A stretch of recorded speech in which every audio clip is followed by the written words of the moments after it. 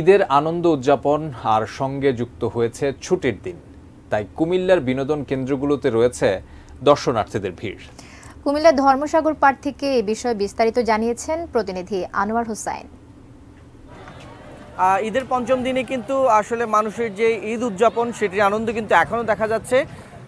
এর সঙ্গে বাড়তি যে মাত্রা সেটি যোগ করেছে যে ছুটির দিন, আজ শুক্রবার, যেহেতু আমরা দেখেছি কুমিল্লার যেই বিনোদন কেন্দ্রগুলো রয়েছে সেখানে মানুষের ভিড় বেলা বাড়ার সঙ্গে সঙ্গেই বেড়েছে। এখন বলা যায় যে একরকম উপচে পড়া ভিড় রয়েছে বিনোদন কেন্দ্রগুলোতে। তো আমরা যারা এখানে দর্শনার্থী ঘুরতে এসেছেন তাদের সঙ্গে কথা বলেছি, তারা বলছেন যে যেহেতু আজকে যে পঞ্চম দিন, গত একদিন যেহেতু এই বৈরী আবহাওয়া ছিল বৃষ্টির জন্য, তারা আজকে ছুটির দিন, সে কারণে আজকে ঈদ উদযাপনের পাশাপাশি ঈদের আনন্দ উদযাপনের পাশাপাশি যে ছুটির দিন রয়েছে সেটিও আনন্দমুখর করে তোলবার জন্যই বিনোদন কেন্দ্রগুলোতে আসছেন, পরিবারের সঙ্গে সময় কাটাচ্ছেন। এবং এখানে যেই এই কুমিল্লার যে ধর্মসাগর পাড় রয়েছে এখানের যে নির্মল বাতাস, সেই বাতাসের যে অনুভব সেটি তারা নেওয়ার জন্য এখানে এসেছেন।